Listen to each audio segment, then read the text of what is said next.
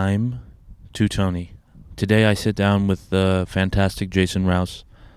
This introduction was recorded, I don't know, a week or two after I did the recording with Jason. If you don't know Jason Rouse, he's a fantastic comedian. He's been doing it for 30 plus years. He started comedy with Seth Rogan. He's tours all over with Russel Peters. He's an international comic. He kind of inspired me to be international, and I realized, wow, I can do comedy all over the world, which he has. We did the interview at his apartment, and he's got just great stories. I mean, I'm not going to tell you to jump to the end. I want you to listen to it all, but the last, 30 minutes, he starts telling me stories about, Sebastian Maniscalco and Theo Vaughn and Bobby Lee, and I was like, this is sick. God, there's golfers behind me. Yeah, I'm recording all these introductions back to back to back. These 3 episodes: the Kyle Legacy, the Christian Alexander Traders Village, and the Jason Rouse one. I'm just doing it all because I'm going to Europe, so I need to get these done and get them done and put in the banks and ready to just post and easy. So this is the Jason Rouse episode. Jason's a fantastic comedian, and I really appreciate him taking the time to sit down with me and tell me all these stories. He's won a Gemini award, which is our, I don't know what, Mark Twain. I don't know. Geminis are big in Canada. He won a Gemini award very young. He's crawled through theaters butt naked, a lot, a full packed out theater in Sweden. He's just he's a really interesting guy. He's got great stories. And yeah, listen to the episode full and through. Share it with your friends. Share it with your family. Please be a disciple of Time to Tony. Push the word out there. Help a brother get some more views, man. We're just doing audio recordings, We're not trying to tap dance for the man. We're just doing our own thing. So thank you guys very much. Wow, I'm watching an ant right now carry a leaf. Holy shit, that's kind of cool. A big old leaf. Yeah, I'm sitting in my back.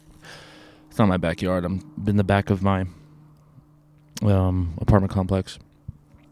What else was I going to say? Listen to the Mark Irwin and Ernie Durawa episodes as well. I couldn't preach anything more of Mark Irwin and Eddie Durawa episodes. Please, there's you need to listen to them because those are so good. And I will say the Jason Rouse episode is my first real proper interview, I guess.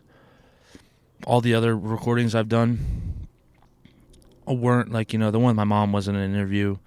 I didn't even I did a pretty bad job of interviewing if it was. But yeah, so thank you, Jason Rouse, for being my first person that I've really interviewed. And I couldn't think of a better way. Go to Jason's website. You see all the shit that he does. Listen to his podcast too. He's got crazy guests. I mean, he's just been doing it for so long. To me, these people are they're ultra famous. To him, they're just friends. He's very good friends with Giannis Papas, and his podcast has got a lot of great guests on it. So go listen to his podcast. Go to his website. Go to jasonrouse.com, and you'll see all of the body of work he's done. He's done a lot of... I was really surprised. I was like, holy shit, Jason, you've done a lot. So follow Jason Rouse. Go see him live. And listen to Time to Tony and spread the word. Thank you guys very much. Enjoy the episode. Tony Wellen Studios is once again on the road. I feel like we're always going to be on the road for this now. I don't like being in the studio. Well, I have a studio.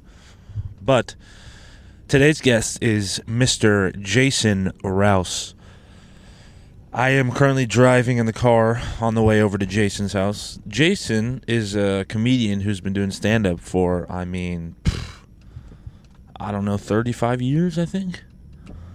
He's originally from Canada. I couldn't tell you what province. He's a real character.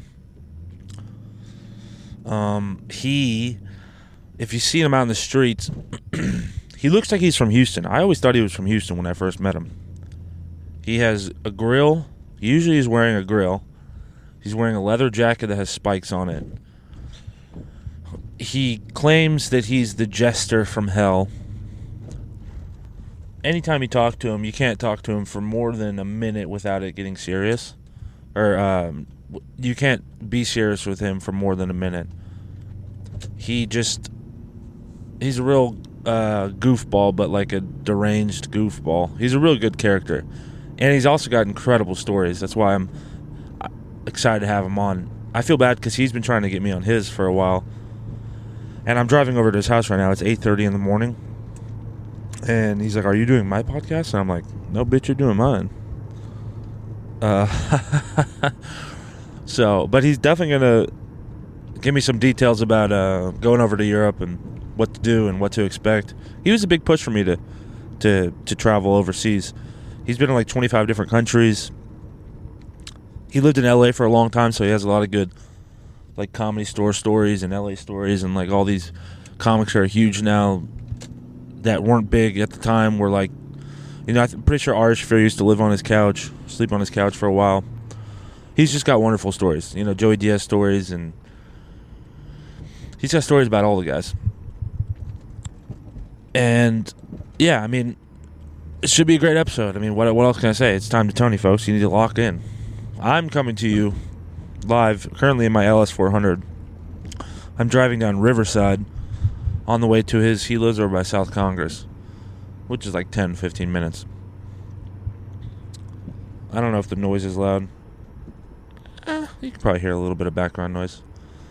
Like I said, what's today's date? It is, bear with me for the dead air here for a second, folks. Got texting and driving while podcasting and driving. It's 12-5-25. I've been stockpiling recordings. I don't know when this one's going to come out. I'd imagine maybe 3 weeks from the date that I just said.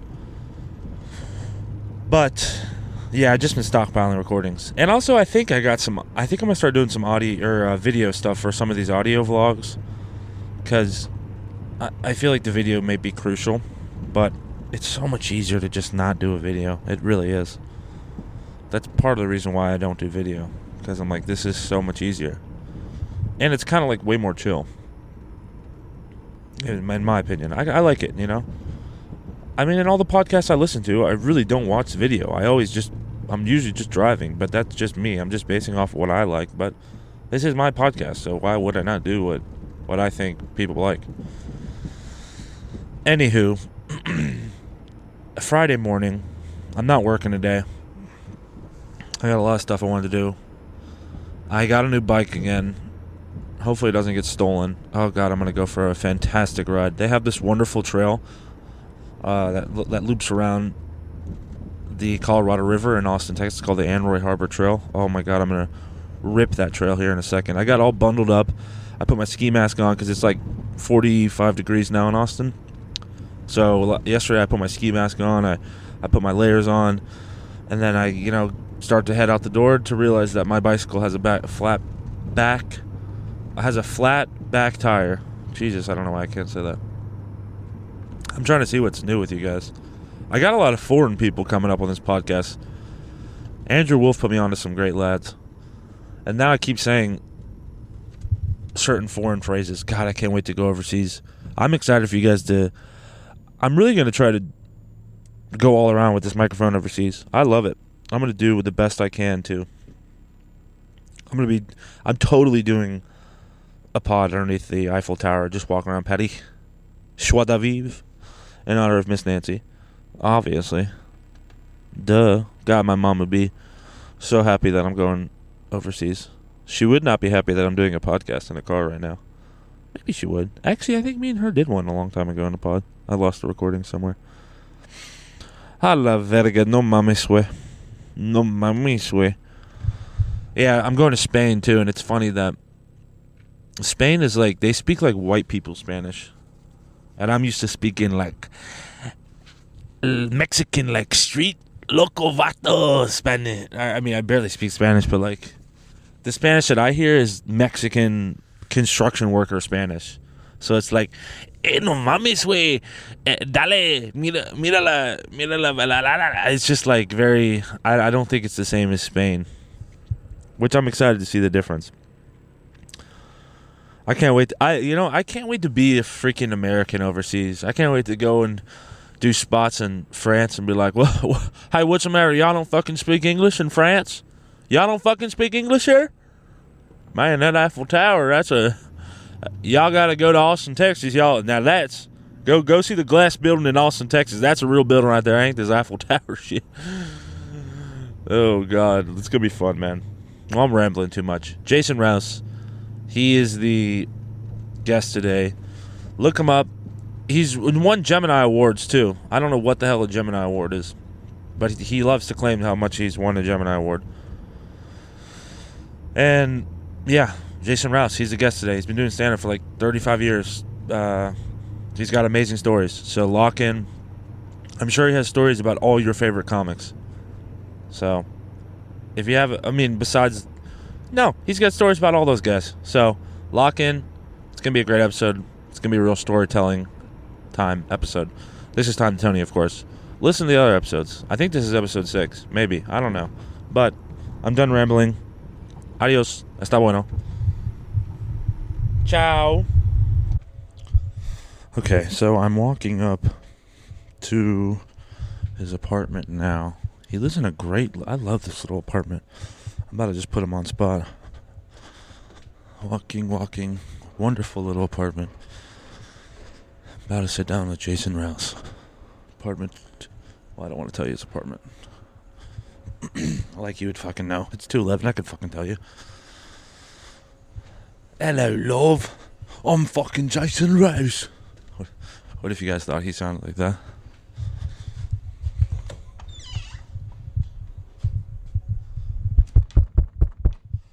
Open up, love. It's the Queen. Hello, bruv. Right? 211. Shit. Might not be the right one. Jason?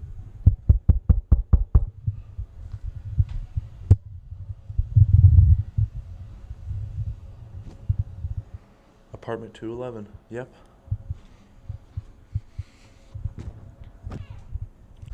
Okay, this fucking piece of shit just told me the wrong apartment, I think.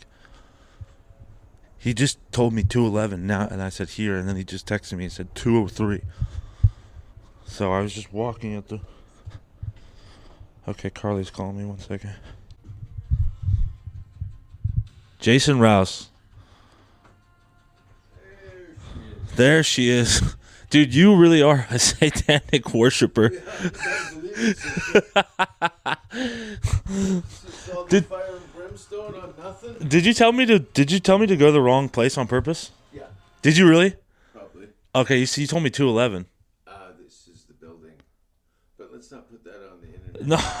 No. Spit in your asshole. Say that again? Just relax. Sit back. Put your legs behind your head and let me spit in your asshole. Ladies and gentlemen, Jason Rouse. Hey, ladies and gentlemen. Probably heavy on the gentlemen, less on the ladies on this podcast. I know my sister and Sarita listens to this for sure. So yeah, but she's an alcoholic who hits her kids. What? No. Isn't that what you told me when you came in? No. She's at it again? What? How many kids does she have? Who? Your sister. My sister, she has one and another one on the way.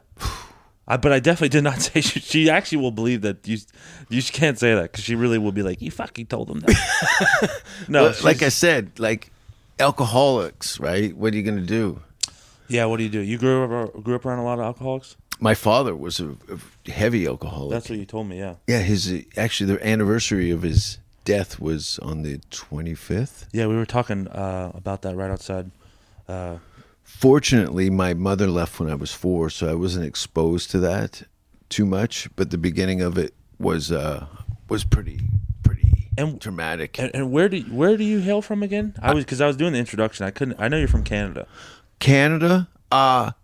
What I would say to the general public would be Toronto, but I'm not from Toronto. Okay. I'm from Hamilton. So whatever city you're from, yeah. The neighboring city that you have a sports rivalry with, yeah, that would be my town. What? Why you say? What do you mean? Explain. It's an hour from a major city, and that hour away, Hamilton hates Toronto. Okay. Yeah, it's like fuck you, Toronto.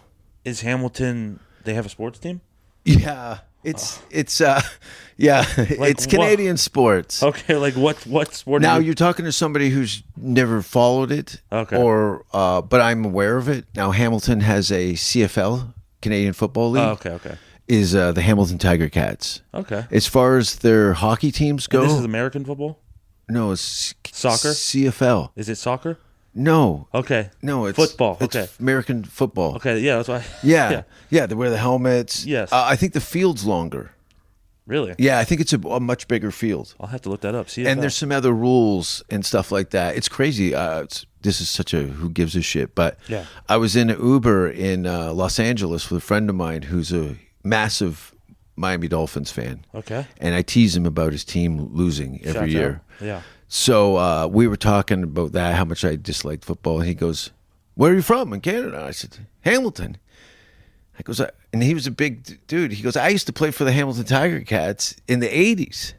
And I'm like, "This is fucking crazy." And now you're driving Uber.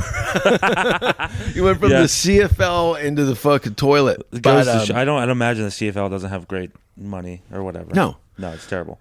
no, You do it for the passion and the love. It's like comedy. guys are making $40,000 a year playing football in Canada. That's terrible. To Yeah, get destroyed? yeah, To it's- get beaten up? yeah. Goodness gracious. But that's the Canadian way. They also play football in the snow every year. Oh, goodness there's big gracious. games and stuff. No, there's wild. And plus, we get a lot of the guys who didn't make the cut in the United States. So some guys, rather than retire, go to the CFL and play ball in Canada for a minute. Yeah, And they get beaten up. I feel like Canada is like tough people. I feel like cold makes people tough. 100%. It Bad really weather and bad. Yeah, go to Scotland. I do think bad weather, though, because you travel the world, as we're sitting behind a map that he had pins on of all the places he's done comedy. And Yeah. Not just travel, but whatever. I feel like bad weather makes bad food. Do you think? Bad weather makes good comedy. Okay. That's why the most popular arts festival in the world is in Scotland. Edinburgh. The Edinburgh. Edinburgh. I thought that was in the UK. Scotland is in the UK. Okay, yes. You should know you're a ginger. You've Wait. got roots in the. I do. Wait. Yeah. Okay, I'm sorry. I'm going to say you've I thought got that Edinburgh no. was England. Holy. Have you not seen the movie fucking Braveheart? Okay, that's in Edinburgh? It's Scotland. Okay. England was trying to take over Scotland. Okay. And they. I wouldn't say taking a knee, but they I think for economic purposes, they joined with England some years ago. I apologize. I don't know my Yeah. history to a degree. Now, Ireland, okay, that is a fuck around and find out type of place. Really? So it's fucking divided. There's the British in control of Ireland, and then there's Ireland, the Republic. Wow. So if you go to Ireland and say it's really good to be here in the UK, they booed Guns N' Roses off stage. Really? In the beginning, Axl Rose goes, "It's really good to be here in the UK." Booed. Wow. Booed. Because they don't claim the UK. Fuck, dude, you can get fucked up for bringing it up. Not to mention Catholic Protestant shit. Like, people will beat you up. They'll get physical. Really? You get a glass in the fucking side of the head.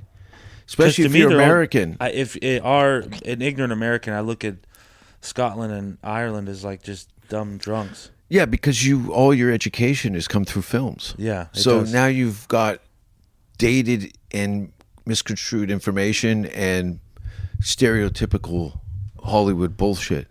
Okay. Yeah. Well, apologies to Watch Train Spotting. Train Spotting. Glasgow in the 70s. Okay. Heroin movie. Train Spotting. Yeah, you never seen Train Spotting? No, I need to watch fuck. that. Okay. Yeah, at least if you can't go and read the books, watch the movies on the culture. I want to get inundated with the culture. You know, I want to get in with it all. Well, you have to because you've Yeah. got red. That's what I met a You're gypsy. you're gonna have some fucking like they're gonna go, mate. You better know your fucking bloodline. You really think that the red will do I it? think you're gonna have some problems just from giggling. Really? Yeah. Yeah. No. Yeah. You're hyping this up. There's- Okay, let's do a part 2 of this when you get back. Okay, all and right. we'll go, holy fuck, I got sucker punched by a girl in a pub in Belfast. That'd be awesome. I really wish I hope I do run into that. Yeah. I feel like everybody's the same everywhere you go, though, right? Oh, isn't that nice? Punky Brewster. Oh, Yeah? Everybody's the same. don't you think so? No, we're all fucked. Okay. If that's the same, then Yes, we're, exactly. Though that's what I'm saying. Though everybody's all fucked, but now I think the internet's made everybody. Maybe back in the 70s, yeah, there was, but now we're all on the fucking internet, so everybody watches the same shit. Well, there's the internet consciousness, Yes. which is more or less the human centipede. Asshole to mouth, asshole to mouth, asshole. You got to be at the front of the train to pass the shit down. I almost puked. So that's a different consciousness. Yeah. The online universe. But when you go and you meet people in various countries and stuff, and you see people experiencing their... Look at this. People are already calling us. My buddy's trying to make it in. Canadians are escaping. Now I've started refugee camps all over Good. the United States. Bring with them to the States. Funny Canadian They need to comics. crack in here because it's like, I'm working on it. This is the third wave. So I was the first wave. The second wave was Kyle Lucy and Ben Bankus. Then the third wave was the Danger Cats. the Danger Cats, man. The best. Yeah. Are they still around?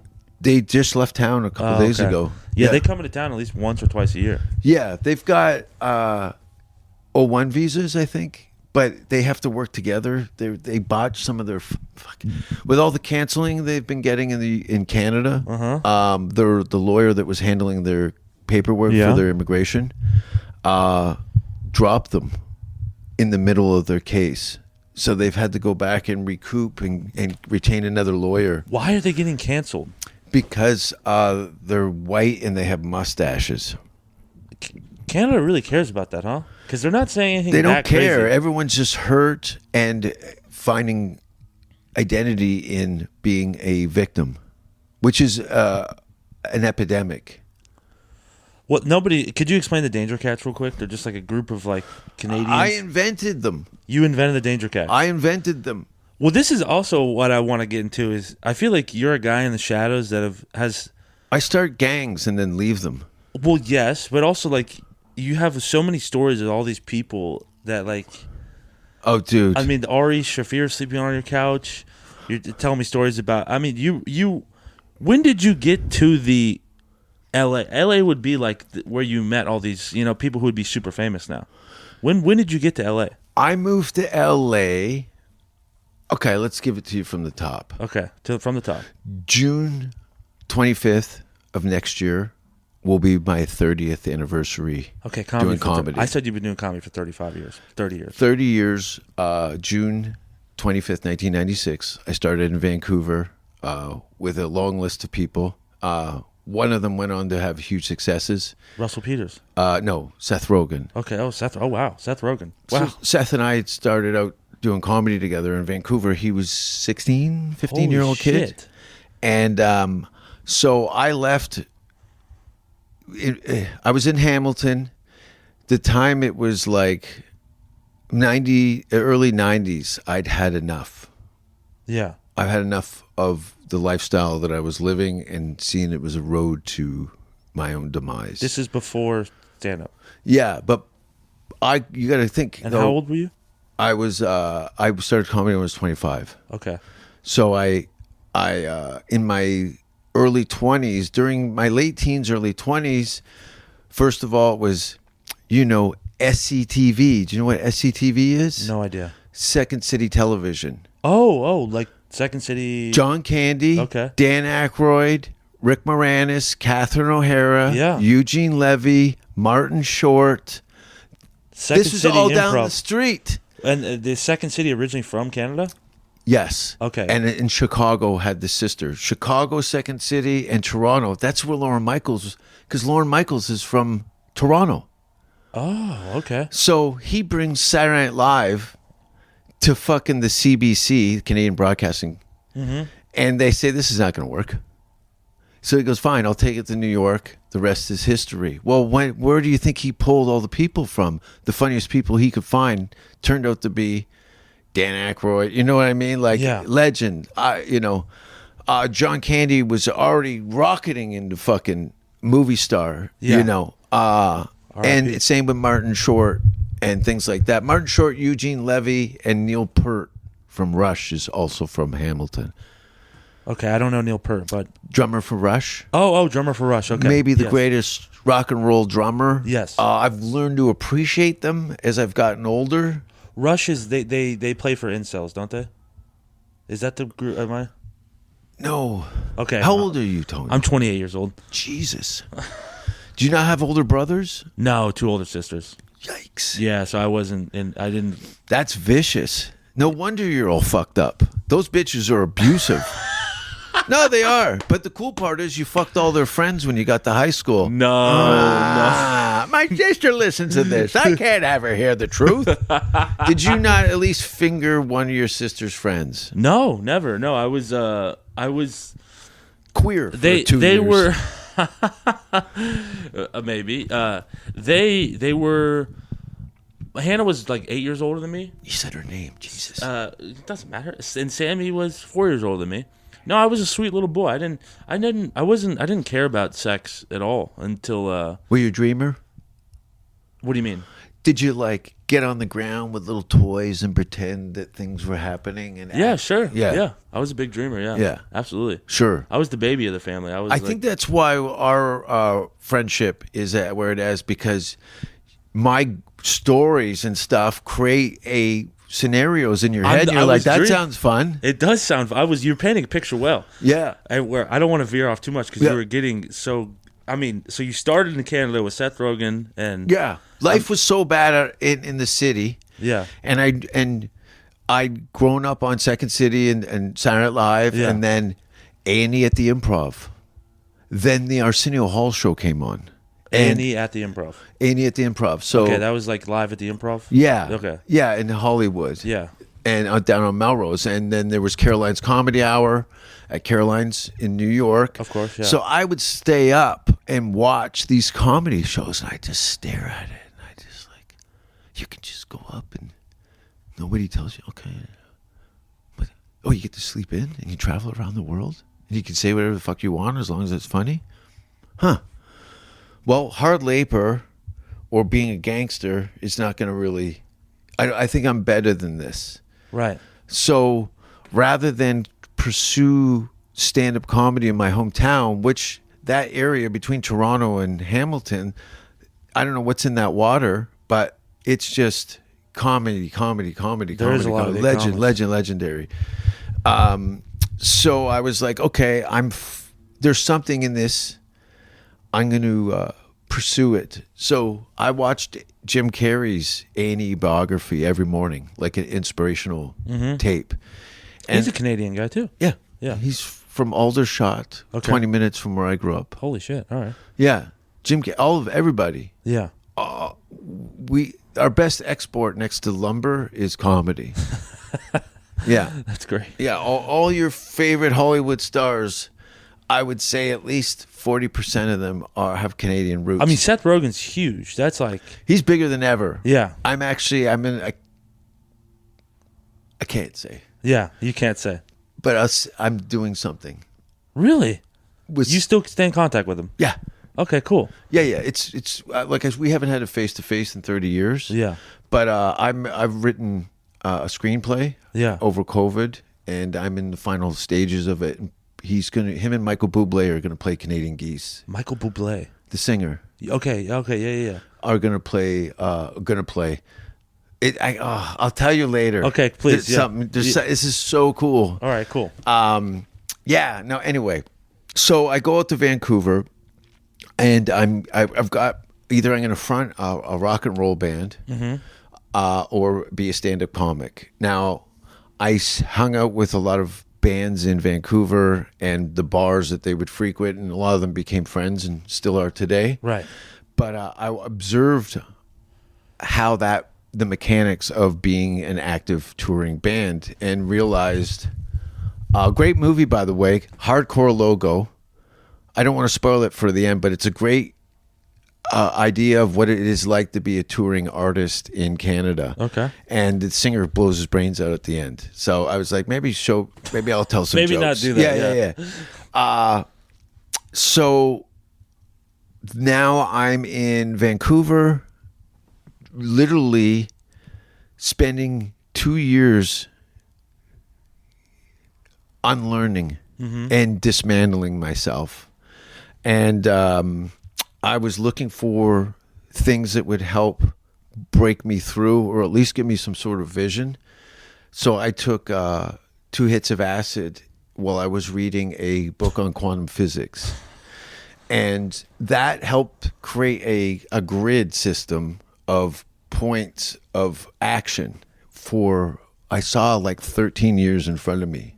Really? And I saw this line for the first time that was like, and I look and I'm like, okay, that will get me up to being a touring headlining comic. Wow. That's what I do. It came from acid. Came from LSD. Okay. Now I had all the pieces, but the acid helped turn down the volume on the bullshit and help me draw a straight line through something to pursue. Right. So all the information that I was collecting, and then the acid took all that and streamlined it and said, just do this, this, and this. The bottom line was do more stage time than everybody else. Yeah, that's great. So being in Vancouver, did my first show. Now, okay, stages. I'm scanning the local paper. And this was at Yuck Yuck? No, Yucks? yeah, the first show was at Yuck Yucks. Wow, that's been around for a while. It's the biggest comedy chain in the world. Okay. Now, you're talking 13 clubs, and you'll make about $7,000 a year doing comedy in Canada. It's going to cost you $15,000 to do comedy in Canada. Yeah. And you'll make $7,000. So it costs you about $11,000 in gas and airfare to be a headlining comic in Canada. Right. Now, the other people, because there's no star system and stuff, the guys, usually the good ones, take a knee and get into corporates. Mm-hmm. They got bills. Some of these guys acquire families, and you can't be bringing magic beans home. So they go corporate, which is not enough money to give up my voice. Right. And I've on it in almost 30 years. I think I've done about 4 corporates, but I've also performed at sex clubs, tattoo conventions. I couldn't imagine you all had a that corporate stuff. Oh, what? Sorry? I couldn't imagine you had a corporate gig because they got to be kind of clean, right? Well, that kind of, most likely, most definitely. Yeah. In fact, that's a clear no sex. No, you're going to go up after we eat. Or in some cases, some people, they bring out the food because the show started. God, late. I hate that. Yeah, it's the worst. Yeah. So I was like, that's not $1 million gig. I want millions. Right. You know what I mean? That's a Right. road to nowhere for me. That's a job. Yeah. Now I'm working for the fucking man. Right. Fuck you. Yeah. Exactly. Yeah. Yeah, you're working for the Straight man. up, Yeah. fuck, man. I'm watching Jim Carrey, his biography and his journey, and seeing that, yeah, you can just be fucking awesome. Of course. Yeah. And whatever is attracted to your awesomeness, then that's the right thing for you.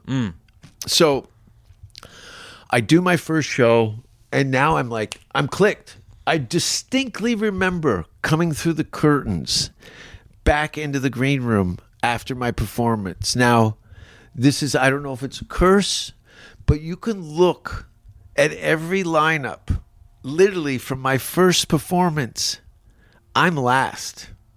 I'm a headliner on amateur night, and I haven't even been on stage yet because people can see the energy. It was probably annoying and misguided. But this guy's like, he's ready. Let him out. Let him out. Yeah, let him out. Yeah. Scratching, I'm fucking biting my own asshole like it's fucking, I was feral. But I had all this stuff. Now I had a place to put it. Yeah. So then I went to the papers and started looking for stage time. Okay, my friends are bands. I'll open for the bands. Okay. Terrible. Awful. Very difficult. Yeah. But I had Nights of Magic, Of course. I had nights where the room was just roadhoused out, and all of a sudden I've got a couple hundred people standing, laughing, like rough. And these metal bands? Sometimes. Okay. Yeah. I have them for some hip hop acts and stuff like that. Okay. In fact, I was in a couple rap videos and stuff like that. That's awesome. Yeah, I played the bully in a Teen Wolf parody for my friend Decisive, who's a Toronto rapper. It's on YouTube. It's Cool. called Decisive You Want to Go. It's really fun. Decisive, you want to go. Look it up. Yeah, and so I moved back reluctantly and live on my mother's couch. So now I'm back home. My family's all blue collar. They're Okay. all working class, steel mill. You know, Wow. like they're real workers. Yes. And now I've come back with my ballet shoes on, going, I'm Yeah. trying to get in the show business. They're Yeah, like, they you think gotta you're- get a job. Your airy fairy little twinkle. Yeah. And not even, it's just like, this is going nowhere. Why would you try it? Right? So now it's 1998, and I won Funniest Comic in Canada. 1998. 98. 2 years in. Yeah. That's incredible. Yeah. Well, in 2000, so 96, June, I start. November of 96, I move back to my hometown. And then I just start cleaning house. I get a 1 hour stand-up special in 2000. So I start in June in 96, and I'm on stage performing my hour special fall of 2000. I feel like I've watched it. Is this the thing you won the Gemini Award for? Yeah. Okay. I hate making these, we always do this. It's a Canadian Emmy Award. I know. It's still cool to, I mean, It helped me get here. yeah. That's what put me in green card status. Was the Gemini Award. Was the Gemini Award, because it was the highest. Even Russel Peters said, he goes, I don't have a fucking Gemini. That was 20 years ago. He can buy the Geminis now. Yeah. And he said, this is really good. In fact, my mentor and friend, founder of Yuck Yucks, Mark Breslin, came Okay. up to me at the Gemini Awards, put his arm around me, and said, if this was the States, you'd have 10 agents and managers trying to sign you to long-term deals. Damn. So now I'm like, fuck, okay, well, get back in the shop. So there's a program that had started in 2001 Okay. called the Humber Comedy Writing and Performing Program. So it was Is a this high. pre 9/11? This is 2012. 2001. So is this before or after 9/11? Sorry, I'm derailing the story for some stupid question. Yeah, it was around that time. Okay. Yeah. So I'm go to the summer. I get sponsored to do a week-long program, and they had stand-up, screenplay, and sitcom writing, and some other sketch and things. And there was about 4 very prestigious teachers Okay. in this program. I said, well, I need to learn the language of film and television. So I got into the program, realized that this is a place I need to be for an extended period of time, and I more or less begged them. I said, I don't have any money. Can I go to school for free? I said, we'll talk to them. I was already campus comedian of the year. I had a crazy resume out of the gate. I ran like I had no arms. So I get into the school. Within a few months, they're trying to give me the boot for being disruptive. And Fitting. Yeah. I kicked out of comedy school for jerking around. I was disruptive, but Yeah. I was too long days in structured environments for me. And if I wasn't stimulated, I was causing problems. Yeah. You started to lose your fucking mind a little bit. Yeah. And I make people crazy. You know, I showed up Really? crazy. Yeah. You've never been stuck in a car with me. I've had people jump out of moving cars on the way to gigs just to get it. Like, I quit. And then quickly realized, and I always studied the Canadians that I'd seen in interviews and stuff. And I remember Martin Short had done a movie with Danny Glover called Pure Luck. And in the interview, one of the press people go, why did you leave Canada? He goes, I didn't want to leave. I had to leave. I had opportunities that wasn't being offered here. And I was like, oh, I'm going to run out of opportunities. I need to find greener pastures. This growing up in the skateboard BMX world in the 80s, Yeah. those magazines with the palm trees and, Huntington Beach and the lifestyle and the skateboard and all that stuff was LA. Yeah. So I was like, and you always had that, if you can make it here, you can make it anywhere in New York type of thing. Right. But because where I grew up in Canada, the snow, I didn't want to deal with that East Coast weather. It is brutal. Yeah. I get that. Yeah. So 9/11 happens, and I'm like, now I'm double fucked. I'm double fucked now to try and get in to the U.S. Oh, because now they have restraints. Everything got wrenched up, and I'm a white guy from Canada. I'm clearly not the problem, but we don't care. We got problems over here, right? And I was like, God damn it! But because my resume was, my lawyer explained that it was solid. I had doubled all my paperwork, and then during that time, I had an ex-girlfriend call U.S. Customs on me and tell them I was going to work illegally, which wasn't the case. I was performing, but I wasn't being paid anything. What a bitch. And my name was on the website. So they pulled me into secondary, and they said, fuck off. Yeah. I call a lawyer, says, look, you can't even go there for 7 years. So now I'm like, fuck me, man. I can't survive here in Canada for 7 years. Like, I'm over it. I'm into it. I'm out. And now they're telling me that I can't come to the U.S. Well, I can't come to the U.S., but as you can see, this is why I keep the atlas, because it keeps your head straight. Yeah. That's the whole world. I haven't even touched it. You know what I mean? So why would I put all my happiness in one place? As long as they understand English, I'm a comedian. Right. So there's value in that, and there's adventure in that. Yeah, of course. And experience in that you can't get by hanging out at the open mic scene in Austin. Hell no. Yeah. With these, my girlfriend called them garbage pail kids. They are garbage pail kids. They're fucking guy laughed. Yeah. I showed her the movie. She's Danish, so she doesn't, it's not even of her generation, but I show her all my terrible things that I love. Yeah. And she goes, the comedians here are like those little people from that movie. And I go, garbage pail kids? And she goes, yes. Like, oh, that's the best. They're total garbage pail kids. So that's not a healthy environment, as you can see. No. We've had some suicides and some drug overdoses here over the last 4 or 5 years. Yeah, we have. Yeah. And that's not cool. Well, yeah. I don't know how many people I've met under 30 that are getting sober.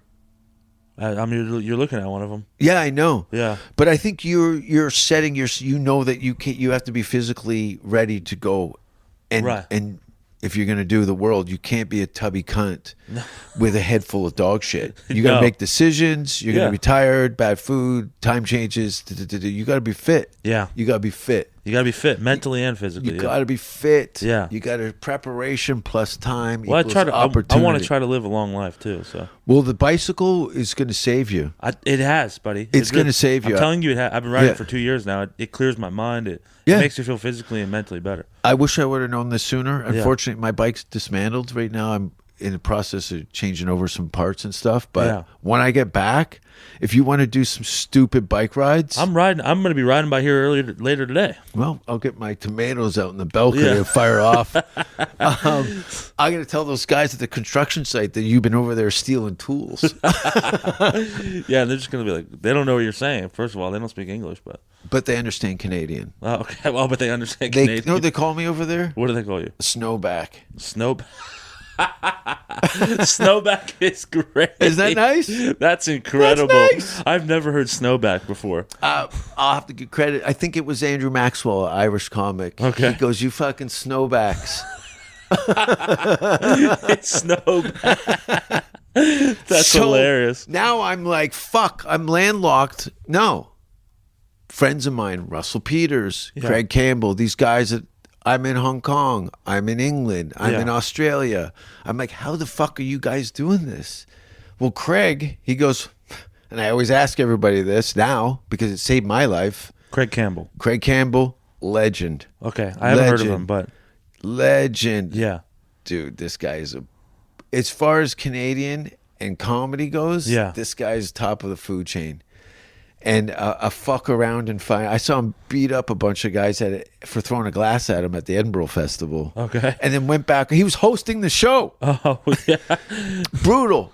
But fucking Ivy League storyteller. You could drop him anywhere in the world and go, can you do an hour about this country? And he'll go, I'll be right back. Wow. Tell you your fucking family history right to your face. That seems like a very European thing to tell long-winded stories. That like It's one-man not. show type thing?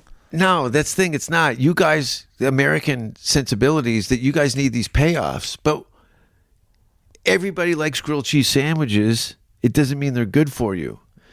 If you were sitting watching a fucking poet, comedian Right. tell a story, you're not going, well, there wasn't enough punchlines in that for me. No, I was engaged with this fucking piece of art. I Right. watched somebody paint with one hair on an oil painting, you know. Yeah. It's prolific and next level. That's why your favorite comedians here in America are fucking popular in England first. True. Okay. Stanhope, Yeah. Bill Hicks. America doesn't appreciate these guys. They never did. They should be at the forefront of it, but that's their place. Yeah. They're doing fine, and they're legends because of it. Of course, yeah. But no one goes, that Doug was a little long-winded there. No, Yeah. you're witnessing history. So that long-windedness turns into Ari Shafir's Jew. So Ari You're right. had gone to the Edinburgh, and they said it has to be a thematic show, 1 hour, it's one theme. So he said, fuck you, I'm going to do a whole thing on Judaism. And he did it, and it was epic. But he took the European sensibilities and put it into a show that is legendary. That is a great hour. Or it's more than an hour. It's a great show. So Something to aspire for. I I knew my grandmother was from Cork, Ireland, and my grandfather was from Grimsby, England. Yeah. And Craig goes, well, that's it? I'm like, what? He goes, that's all you need. I go, what do you mean? He goes, your grandmother's from Cork and your grandfather's from England. Ireland, I go, yeah. He goes, all you need is long-form birth certificates. And I go, what? And then you get an ancestry visa. It's good for 3 to 6 years or something. And then you can apply for British citizenship. I'm like, what? Well, my lawyer told me my green card process is going to take anywhere from 4 to 5 years. Okay. I'm like, this is perfect. I'll get my ancestry visa. Yeah. I'll tour. I did all that. Yeah. Europe. He's pointing at a map of Europe. Yeah. And while my green card was being processed, I was doing a fucking Indiana Jones around the world. And when my ancestral visa expired, my green card was active. Wow. So like I said, you can make $7,000 a year in comedy in Canada. Yeah. But I was making $70,000 a year doing stand-up. That's badass. 70,000 pounds a year. Okay. Doing stand-up around the world. Yeah. Now I went from driving 8 hours to bomb in these small Canadian towns. Right. To I'm at this fucking. They said, yeah, Charlie Chaplin performed here. They got a plaque, and there's this fucking the stages, the floorboards are wet. Where this is in England? England, all over Europe. Wow. It's beautiful churches. Holy shit. In fact, so while that was in process, I went over to England and went over to the Edinburgh Festival. Okay. And Tony Law, Stuart Francis, Craig Campbell were doing, and Glenn Wool were doing the Lumberjacks of Comedy at the Edinburgh Festival. Now, if for anyone, everyone should know what the Edinburgh Festival is. But if you're in the business of art, yeah, you should be. How long has it been going on for? 30 years. 30 years, and it's maybe more than just longer. stand up. It's a fringe festival. It's just The best of the best of the best. and it's a whole month of just A whole month. There's literally 100 comedy shows going on every day. Yeah. And about 60 of those are stand up. okay. So you come in to a room, a lot of them are this size. Yes. People are doing shows for anywhere from, and now the room might hold 100, but sometimes you got 7 people in the front and they're from Holland. Yes. And English isn't the first language. And you've got to do your hour. And guys will tell me that they do like what 2 shows a night for a whole month, or like Well, you 3 have shows, to, or yeah, because you've lost so much money. Yeah. Doing your one-man show for Yeah. 4 people. Most people don't even break even. I think I was only in the hole about $1,200, which everyone said that's very good for a first Edinburgh festival. Do you have to pay?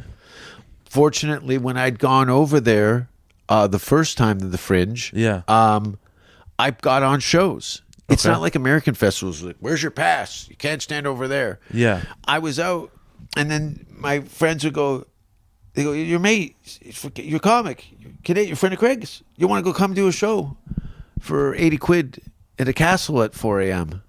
I'm like, yeah, I'll be right over. Wow. So you pick A up castle. Yeah. I did a show in a castle. It was called the Free Beer Show. They had to change it because it was called the Free Drug Show. Oh, okay. And they'd give you Molly and some money.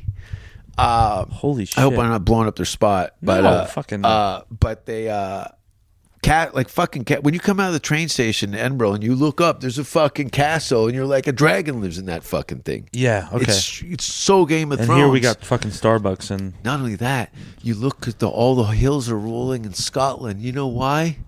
why? They buried them because of the plague. They filled in the city with all the bodies. There's fucking. Are you shitting me? That's why it's all humped out. They covered everybody because of the plague. Wow. Okay, I want to believe you here. That'd be. I mean, It's totally true, man. that's crazy. Okay. totally wow. true. And there's no bobcat. Yeah. This is guys with fucking shit shovels. They're dying to bury dead people. Yeah. Wow. Okay. Crazy shit. Anyway, tons of that. Every square inch of that city is just.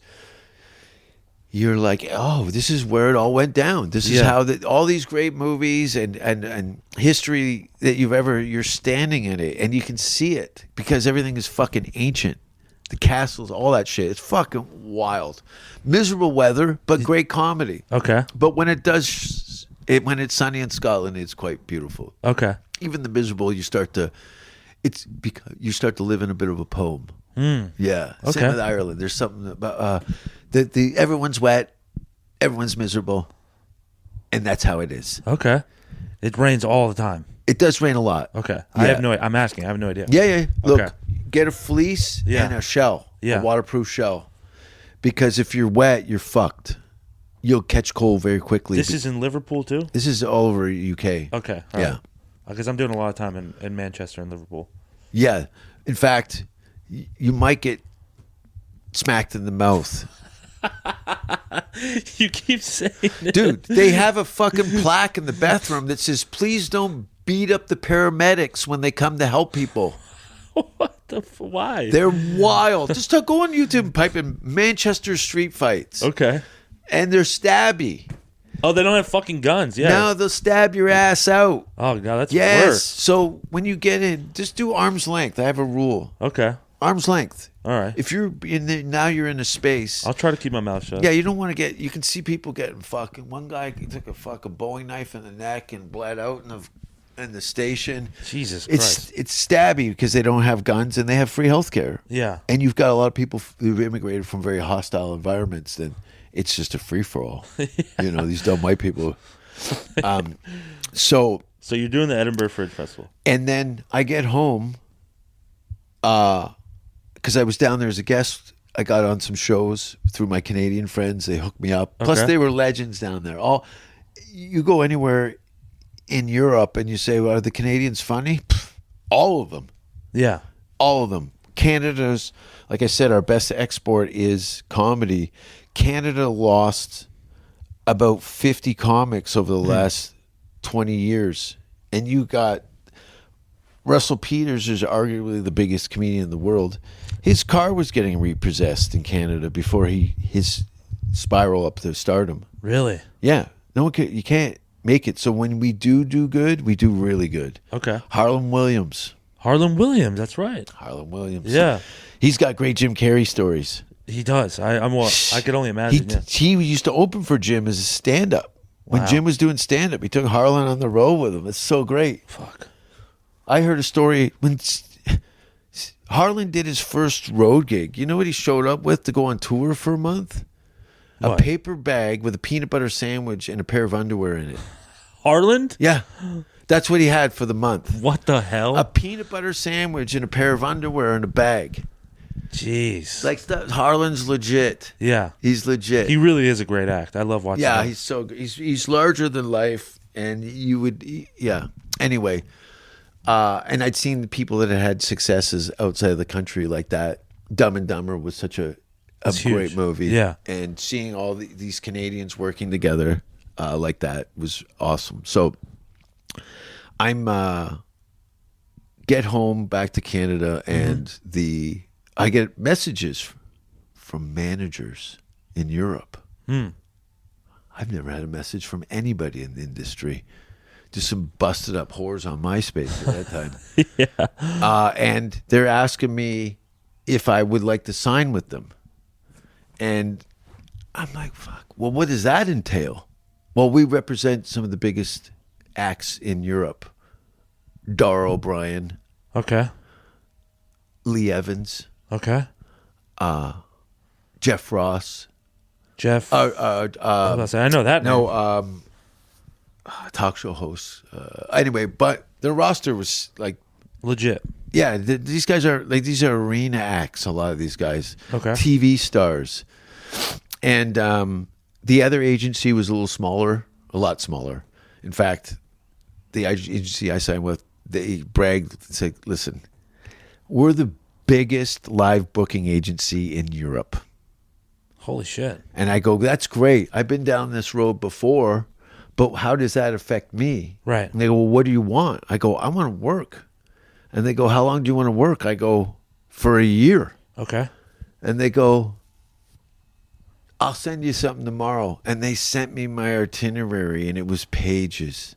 Dubai, Ireland, Scotland, Of tour dates. Wales, all over England, the top clubs, all the Glee Club, the Comedy Store, the best, because they had Comedy Store in England. Yeah, Okay. in Piccadilly there. Yeah. In fact, my agent even said it. He goes, "Mate, there's guys that started here that don't play the club once a year. You've been performing at that club 3 times a year." I was killing it. Holy shit. 20-minute sets. Yeah. I came out of a headlining Toronto, a Canadian comic, to now it's like, do your best 20. I'm like, hold my hat. I'll be right back. So I was just burning rooms down one after another. Wow. And if you're in London, you're doing 3, 4, sometimes 10 shows a week.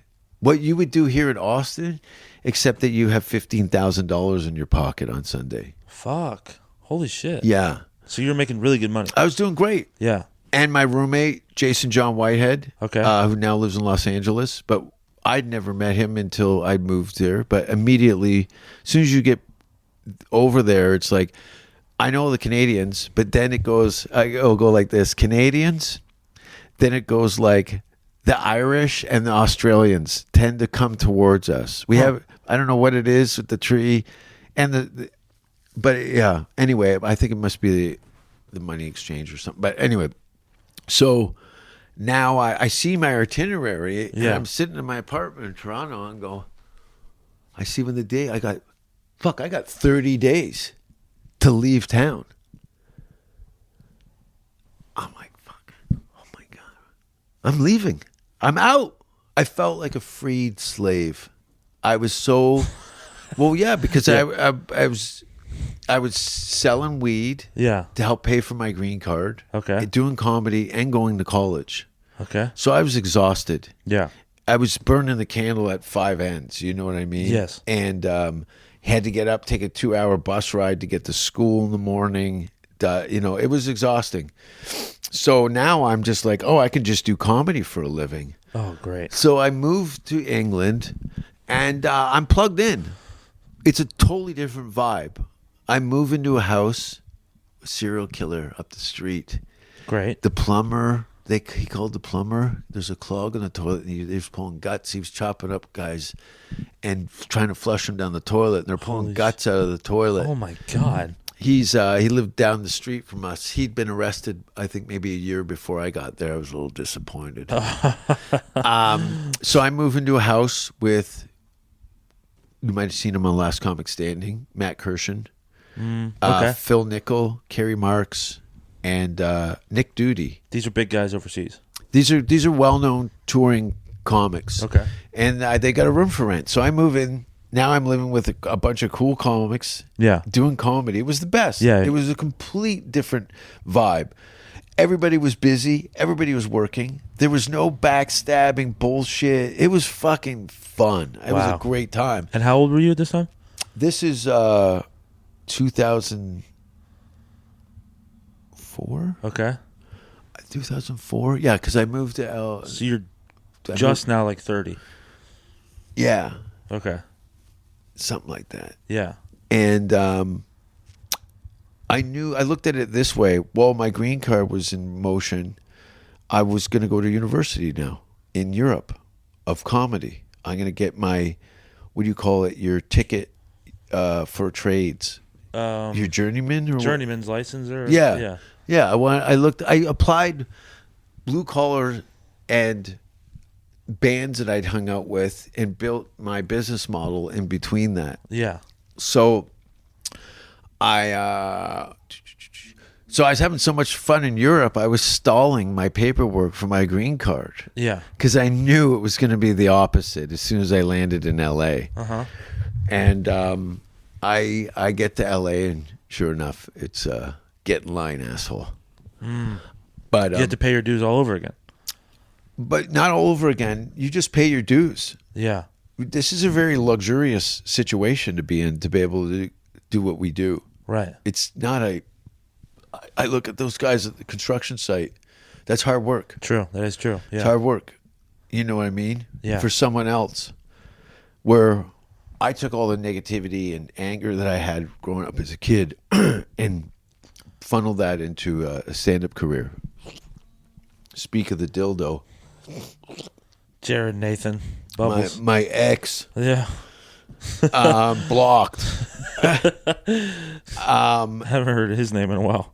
So I moved to the U.S., but during that 6-year period, they said, like, I want to travel. So wherever you want to put me, I'll go. Right. You know, that's why I'm here. So I had a very good time. In fact, I found out that I can reinstate my Ancestry visa for a small fee. So I'm going to start touring You got to do it again. the UK next year. Yeah. I'll get back into those countries. Great audiences. But yes, if you watch a video on YouTube called Jim Jeffries Gets Punched Out, Okay. it's him getting the fuck kicked out of him on stage in Manchester. Oh, okay. Yeah. And what, he pissed people off or something? What It was a joke about pedophiles. And it triggered some guy in the balcony. And he come down during Jim's bit about punching fucking fat chicks. Oh, okay. So it looks like he was making fun of his fat friend and then beat him up, but it triggered his pedophile stuff. It's what inevitably kind of catapulted Jim into viral. Really? Yeah. Okay. And you also have a crazy thing on YouTube of you crawling naked through I looked at it online. It's like through a theater on. Yeah. In What Sweden. was that? Okay, yeah, you were crawling Well, naked. this is what I found out too, is like all these censors and things that I had been under the thumb in America, Yeah. Canada, can't say that, can't do that. Now I'm saying, what can I do? And they're like, why are you asking us? You're the comedian. And I'm like, oh, really? Because you better talk to me first, or we're all going to lose our jobs. Yeah. What? They go, well, I go, I can say anything. Yes. You say what you like. This is during the show started. I'm bugging out because I'm worried about being cut out of the show, because that happened to me on an HBO show. I was cut out of Jim Norton's Down and Dirty for being too dirty. Oh, really? Yeah. On a Jim Norton's Down and Dirty? It was Dice, Jim Jeffries, me, a bunch of people. Who booked you for that? Was it Jim that booked you? No, they found I had some viral videos when I was Yeah. in Europe that went then they got deleted. Somebody flagged me. But that put me into a viral situation that clearly somebody at HBO had seen that video Wow. looking, and then they messaged me through MySpace at that time. That's hilarious that you're too dirty for a Jim Norton's down. Yeah, they cut me out. So I didn't want to be subjected to that kind of.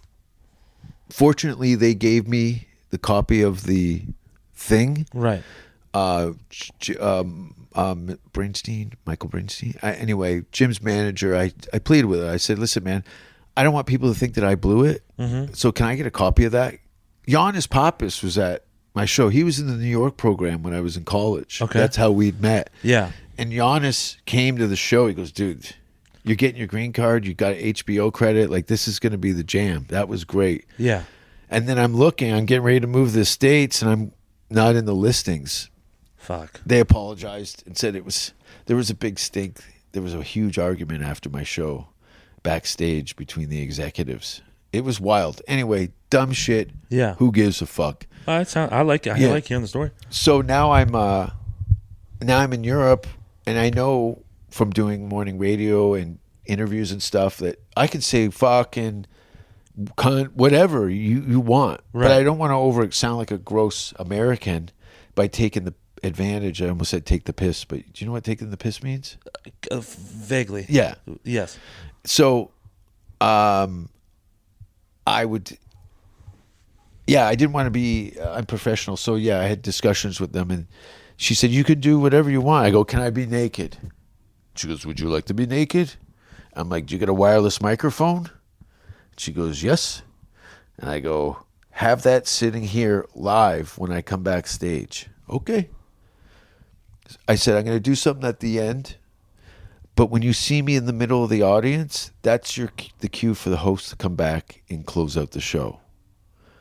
So it was just beat, beat, beat. It was a very simplistic mechanics. Yeah. They didn't know exactly what was going to happen, but I knew when I told them when I'd sit down in the middle of the audience, that was the cue for the host to come back and close out the show. Wow. So I'm just sitting naked in the audience while people are getting up and leaving. You were crawling through a theater huge with your theater. cock and balls. I was full naked. Yeah, I know. Completely naked. And I was like, I remember you telling me about this. I'm like, what the fuck is he talking? And I looked it up. I was like, this is insane. Yeah. So I crawled through the audience. It made a big stink. In fact, I'd been going out for cigarettes before the show or during the show, and there was a big door guy there. Yeah. He was like, my son is here to see the show. I hope it's very funny. It's a terrible Swedish accent, but I go, oh, cool. I hope your son, yeah, he's a big fan of comedy, blah, blah, blah. I come out at the end of the show, and I go, would your son like the show? He goes, ho, ho, a lady come out. She was trying to get the police to come in to arrest you. She goes, there's a naked man in the theater. Probably an American chick. But I found that there was no limitations. Yeah. And we were talking about earlier about these long-winded comedy stories. It's like there's layers to this. I'm not saying get your cock out in the theater, but it's legendary. Right. In fact, I'm one of the few people, and it's not, I don't know what, somebody likes me out there. My dick is on YouTube like a bunch of times. Really? Yeah, like full genitals. And nothing's been ever flagged or anything? No, but I think they think that it's fucking hilarious at YouTube. They're like, oh, we gotta let it go. We gotta let it go. Look at this. Look at this. This is fucking scary. I can just see them in the office going, oh my God, you gotta say this. Yeah, right? Same reaction. Yeah, you they don't would click have. that red button to delete it or whatever. No. Yeah. No. So, anyway, I've had these little micro successes via the internet, social media, stream, and whatever. But then, I get to LA, and I was told very quickly that you and Sam Tripoli should meet each other. Okay. And Sam and I had met at this taping of this, I think it was an early Hulu thing. I think it's still on Hulu. There's probably a bad stand-up set of me on Hulu with Sam and a couple other people. They were paying. What was it called? The company was called Candor. Okay. I remember that. My friend used to work for them. Oh, I just remembered. What, please? Oh, fuck. They had to write a 2-page apology because I made fun of some fat chick in the front. Okay. But she was 380 sitting on the corner of the stage. I'm like, does anyone get a tow truck so we can get this guy off of here? She was laughing and the audience was giggling, but she was a cool fat chick. Yeah. You can't be 380 and sitting there. And not be cool, you know? Yeah. You're fat. Yeah. You're fucked. So anyway, that was the early, and then I just lived in LA for 13 years, and made trips to Europe to offset my living, the lack of money that was coming in the States. I didn't want to tour the U.S. unless I was in B or A clubs, right? And I won't. Yeah, those C rooms are tough in the States, huh? They're just shit. It's just not worth it. Yeah, financially, I don't mind doing a good show. But the costs of the travel, you're going to give me, it's going to cost me $2,000 to come out there and do your fucking $600 show. Fuck that. Yeah. Forget it. Yeah. Forget it. I rather put that money into going to Florida and then doing a bunch of gigs, traveling. Right. It's fucking cool. Yeah, it is way cooler. Yeah. It's way cooler. Yeah. I agree. No, I that's why you kind of you dropped the seed in my head, and I'm like, oh, I could, you could do this. Yeah, because you're like a guys healthy, like you and Tom Rhodes, dude. You got no wife. I tell these guys, I go, because you have no wife and no kids. Yeah, you literally have $1 million in the fucking bank. Look at it like that. You have $1 million. What are you going to do with $1 million worth of time? Dude, I would travel the world. That's what I would do. That's what I'm talking about. That's what I tell these guys. I'm like, get in. Why would you limit yourself to being under the umbrella of someone else? That is a great way to look at it. You got $1 million in the bank. You got $1 million in the fucking bank. Yeah. And if you don't believe me, go up to your fucking friends from school with their fat wife and their stupid kids and go, hey, man, do you wish you were me? Yeah. Yeah, just on free time. I got 3 assholes that I live with that hate me. Yeah. You're going to Belgium to probably get an incurable disease from a prostitute you fell in love with. That's way better. It is way better. That's way better. I agree, Jason. Look, next time when you're in Eastern Europe and you're eating at a hooker against your better judgment, I want you to start giggling and go, you wouldn't believe me if I told you. You look at her and say that. My buddy said this was going to happen. Well, hopefully not, because I do have a girlfriend that probably listens to all this. You can start by getting rid of her immediately. No, not Sarita. No, it's not about love. It's about you. It's about you can get love anytime for $100 an hour. Yeah, you can. You're absolutely right. And I'll tell you, no, I can't even. Your girlfriend's gonna hate. Tell me, it's fun. Trust me. Okay, let's just move on. Okay. So are we recording? Yes, we're recording. Yeah. So, I just thought you were holding the deodorant stick up to your lip. So you moved to LA for 13 years. The Comedy Store, like 2005, 2006. I think it was 7. 2007. It was Halloween. I remember that. I heard Halloween in Hollywood's amazing, and I wasn't wrong. I moved there October 2007. What's the climate in the comedy world? Is Mencia huge? Mencia's giant? He's big, but I went into the Comedy Store. It was fucking empty. Okay, this is what they call the Dark Ages? Yes. Okay. I came in at the Dark Ages. In fact, the London Comedy Store 3 times a year, packed, sold out shows, all that. Yeah. Now I walk into the Comedy Store and I'm like, hello? Yeah. I'm just walking around in the room. Does anybody work here? Yeah. Hello?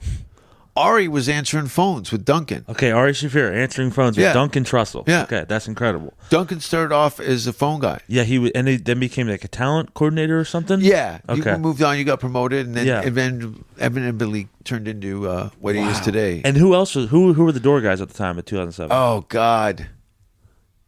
I think Felipe for a minute. Esparza? But they told him to get on the ladder and he quit because you had to put the fucking I think he quit because of the ladder. Hey, fucker, I'm not getting on the ladder. Yeah, no, it's dangerous. Yeah, it's a high ladder. Anyway, Joey Diaz. Where's Joey Diaz at this time? Joey Diaz. I got a Joey Diaz story. Okay. So I come from Hard Knocks, right? Right. So I'm like, there's a G, there's a G, there's a G. Right. Right. Okay. Joey. So I'm making small talk with Joey in the hallway. There's some relatability to it. I get it. I understand it. You know, I like it. He turns and loses it and lunges at John Caparello. Really? Because John would poison the lineups, and Joey didn't appreciate it. Anyway, I take off my rings. Wait, what do you mean? Why would John? He would poison. What do you mean? Poison He was lineups? in cahoots with the talent agency, and it was Game of Thrones. Okay. You know what I mean? And John Caparello was big at the time, or something? Yeah. He does all right now, but he's not like huge. No, well, there's a lifespan, and you got to figure out how many. You know, you get wife and kids and stuff. You can't be in fistfights in warehouses all the time with people. Yeah. You know what I mean? Just go do your jam and fuck everybody. Yeah. You think Tom Rhodes is fucking scratch his head going, No. Yeah. No, he's sitting in a cafe in Amsterdam, Right. hopefully stoned, Yeah. drinking a coffee. I think he's completely sober now, but That's right. yeah. He did quit drinking. Yeah. I remember distinctly Barry Crimmins. You don't know what I'm talking about. Barry do you? Crimmins, no. Call Me Lucky, Bobcats movie. No. Watch it. It's heavy. Okay. All right. I thought it was about the Boston comedy scene in the 80s, but it's Barry's a legend who's brutally molested by his babysitter's boyfriend and stuff. Jesus And Christ. he was raped by this guy. And Oh my gosh. yeah, no, it's terrible. I didn't know, but Barry was a very heavy alcoholic, clearly. Okay. And I remember leaving the comedy store in a bad mood, and I see Barry's wasted. He's passed away. Yeah. And Tom goes, you got to smoke for the old man? And I'm like, oh, fuck, man, I'm going to start crying. These two motherfuckers. Yeah. So I give him a smoke, and I think Barry passed away maybe a year or two later. But Call Me Lucky. Watch it. Okay, I'll give it a watch. Call me lucky. Yeah. I'll add it to the queue. Anything Bobcat has directed or written, Okay. get on it. All right. It's not all Police Academy anymore. Yeah. In fact, I think he was the director for the Jimmy Kimmel Show for ages. Wow, Bobcat, okay. yeah. Bobcat's a legend. I love Bobcat, if you're living, I love you. Yeah. He's fucking We great. love you, Bobcats. All right, cool. Love you, Bobcat. So Comedy Store 2007, Joey Diaz lunges at John Caparello. What? Yeah, I mean, you're in the dark ages of the Comedy Store. What the hell? What is that like? Who are the figures that are walking around? It's disappointing. It's disappointing. There's figures, but it's like the ghost of Christmas past. Now here's a good question. Where the fuck is Tony Hinchcliffe? Is he not even a door guy at this point? He's probably a door guy. Okay. I don't know if he actually worked as a door guy. He was yeah. Tony got there, I think, a couple of years before me. I believe him and Matt Edgar were like door guys. Yeah, together. Yeah. No, I love Matt. Okay. Matt was one of the staples. I'm sure if I saw some old flyers, I could point to the suspects and stuff. Kramer. What's his name again? Michael Richards. So the Mencia shit, the Kramer shit, this is all within, and you can check the dates on this. I think the year after I got there, the whole shitty's popping off. I came here to do comedy. Yeah. You got Kramer doing N-bombs at the Laugh Factory, dropping the N-bomb. which I just left. I literally walked from the Laugh Factory to the Comedy Store. And at the time I got to the Comedy Store, everyone was like, did you hear what Michael Richards? Okay, well, so people who don't know, Michael Richards had a spaz attack on an audience member and dropped the N-bomb 20 times at the... No, that's the thing. If you've watched any of Michael Richards, he's from the Andy Kaufman school of comedy character actors, right? They're mental. Yeah. And Michael Richards was showing up and doing spots at the clubs. Okay, but he was at the Laugh Factory. Firstly at the Improv. Okay. Then I think they kind of fucked him off, and then he showed up at Laugh Factory. Well, I think it was Chocolate Sundays, so the all-black comedy show. Oh, my God, yeah. So there were some black comedians in the balcony, and as black comedians are, fucking hilarious. They are very hilarious. He's bombing on a Friday night, so they start chirping his ass, and he unloads. Well, someone's in the aisle like this. What's across the street from the fucking Laugh Factory? I don't know. TMZ, bitch. Oh yeah. That's why Laugh Factory was on TMZ every other week, because people were just fucking coming over. I got some footage for you. They were just pimping it out. Okay, yeah. I watched Justin Bieber run over a guy with his Ferrari in front of Laugh Factory. And Incredible. run over the motherfucker. I saw, he's such a fucking cocksucker. Yeah. And I don't even like the Biebs. He blew me off that night. I said I'm from Canada, and he turned his back to me. Anyway. What a fucking loser. Anyway, what am I going to do? Give him a hickey? Yeah. Who gives a fuck? I've fallen for every time I meet these. Anyway, so the paparazzi, he pulls out in his fucking white Ferrari. There's video footage online. Okay. Like, I'm standing on the corner. You might even see me in the shot. Yeah. And the camera guys are pretend that they don't know where they're standing, right? So they jockey, so the thing bumps. Oh, and the guy. Oh, I'm like, is this where we're at, America? Oh, it's all fake. He bumped the guy because he wouldn't get out of the way with his car. Yeah. And they were swarming him, lighting Jesus. up his ass. And this is like 2007? Yeah. Wow. Yeah. Dark Age of the Store. Tony Hitchcock's a door guy. Dane's king at the Laugh Dane Factory. Cook is the king at the Laugh Yeah, Factory. Okay. yeah. Is this the height of Dan Cook's career?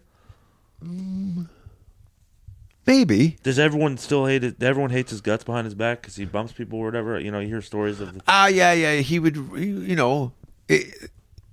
he runs. Most famous American comics Just will run runs the the light. light. Yeah. And when you say run the light, how long are we talking running the light? Well, put it this way. They were doing 6-hour shows. That's ridiculous. They're And running the light for 6 hours? To run the light. No, they would come in and just do 6 hours. No. Chappelle and then Dane. This is That's how it was. One evil. night. And no, but it was near the end of the show. It started off with some sort of bullshit rivalry. I don't know why. I know why, but yeah. Why? Can you tell me why? I can't tell you everything. Okay. This is fucking behind the scene. This is shit. I've been observing this whole business in the shadows Yeah. for decades. Can you give me like what would it? So it's 2007. What does a night look like at the Comedy Store, or like just Empty. Sunset Saturday Strip Boulevard? night, yeah. But the figures that are like huge now, right? Well, Sebastian was Maniscalco. was parking cars across the street. He'd run over in his maitre d' or valet. Yeah. He still have his valet shit on, Holy shit. doing stage time, and then run back and park cars. And now he's doing arenas. He's probably one of the top 5 wealthiest comedians in the world now. Holy shit. Okay. Yeah. So Sebastian Maniscalco is parking cars. Yeah. Where's Joe Rogan at this point? Joe is, I think he's on news radio. Okay.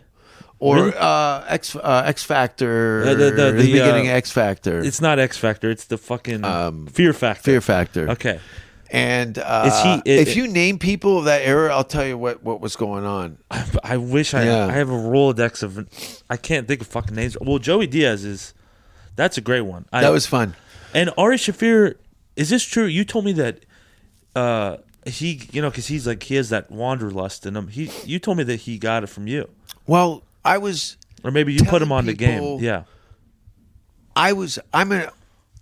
I give up information. Okay. I'm not a holder like Right. some people. You're not a gatekeeper. I'm not a holder. It's not my gate to keep. We're Yeah. all supposed to level up and do the best that we can. And I immediately, being in LA after being a touring comic around the world, Right. I was like, yeah, man, you guys can wait around opening for famous comedians, or you can go out and get it. Uh-huh. Why wouldn't you go out and get it? But that's an American thing. No one aspires to open for anybody in Fuck England. no. No, that's dead now in the States too, though. Yeah. It's all on your own now. No, it was coattails. You would find mediocre talents. Right. Or in a work in progress, Okay. trying to find a loophole or a relationship that will move them into different places. Okay. And what?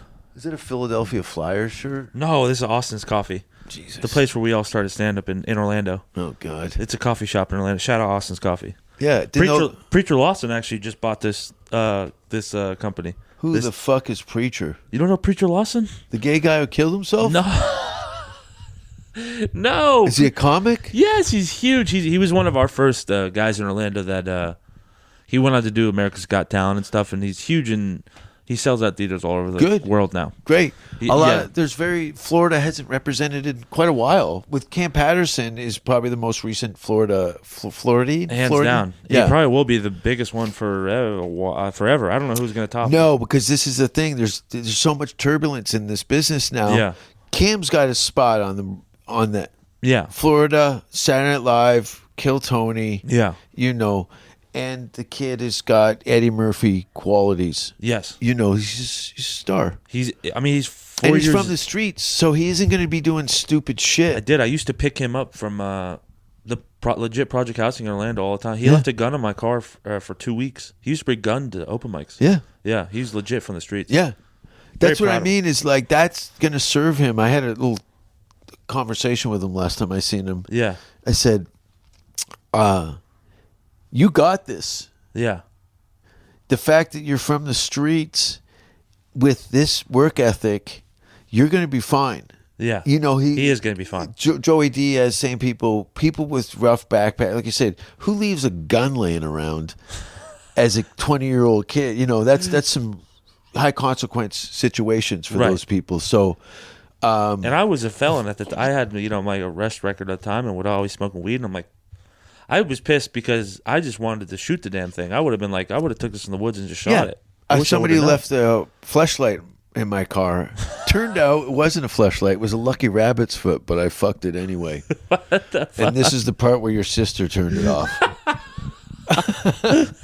What's her name, Hannah? Love you, Hannah. Yeah. Hannah. Say something nice to Hannah. Scandinavian. I like Hannah. No, Hannah's a good name. Hannah is a good name. Named after Hannah and her sister. We shouldn't. This is going to fuck up her shit. No, it's not. You say that now. She's going to be fine. First of all, you're going to get yelled at. Yeah, always getting yelled at. Yeah. Always getting yelled at. I don't even know your sister, and I can tell by the way you talk about her that she's a bit of a cunt. No, she's not a cunt. She's really not. I've been trying to reel this out. She's a sweet. No, she's lovely. Both of them are very sweet. Yeah. Very sweet. Yeah, we'll see. Okay, so 2007, 2008. Yeah, so the landscape. I was desolate. There was nothing there. I can't get over Sebastian Maniscalco parking cars. That's great. Doug Stanhope. Where's Doug Stanhope with this? Doug Stanhope. Has he moved to Bisbee yet? No. In fact, Doug came out to L.A. He had a hidden camera show. Okay. Which I think you can find some stuff on the internet. It was pretty funny because the punk thing, it was low budget. People were doing a lot of these type shows. And Doug had a really good one. I think they filmed some episodes or a pilot. Yeah. And I think over time, it's like, I don't need any of these shit. Yeah. You know what I mean? Of Not course. even arrogantly. It's like, yeah. I'm just going to do my thing and start a compound in Brisbane. But Doug, I'd met at Dublin's. This is a crazy. Okay. So, Tourgasm. Okay. Right? That's Dane Cook's, right? Bobby Kelly, Dan Cook, and Jay Davis, and Sam. And Sam something? Tall guy. Anyway, great comic. Yeah. So Dublin's. Okay. 2001. That was my first taste. Like I said, I had a bunch of things. There was a documentary crew following me around for 2 years. Okay. And it's on YouTube. It's called The Next Big Thing. And it's about you. About me and a few other comics. Okay. And it was following my life for that journey. It's on National Film Board of Canada. If you type in The Next Big Thing. The Next Big Thing. It's called 3-1 Hours. Okay, so there's it's on LA, Toronto, and the Montreal Comedy Festival is part of those 3 hours. And you can see the early stages of my venture into Los Angeles. So during the filming, Judy Brown was the booker for the Vale Comedy Festival in Aspen. And that was a huge one, right? Yeah. That was a big comedy So festival. she came to Toronto, was looking for people for that festival. She told me, she goes, listen, the fucking festival's booked. I just came out here to look at see what there was, but I'd love to manage you. So D-Ray, Doug Stanhope, me, and a couple other guys are the roster. D-Ray Davis, yeah. And he does Old Spice commercials now? Maybe. One of those good-looking black guys. Yeah, I'm fuck. I feel racist now. It's not D-Ray, but whatever. It's Okay. not D-Ray. Sorry, derailed it. Jesus. Yeah. I wouldn't have done that. I'm Canadian. Yeah. So now I'm with Power Entertainment. Okay. David Goldman and Judy Brown. David Goldman was the other guy on Tourgasm. David Goldman. He sounds like he should be a fucking manager. He was the manager, but the Goldman was the other comedian. Anyway. Oh, Goldman's manager, So big shocker. they bring me over to Dublin's, which is an Irish pub on Sunset Boulevard, and it's like a nightclub.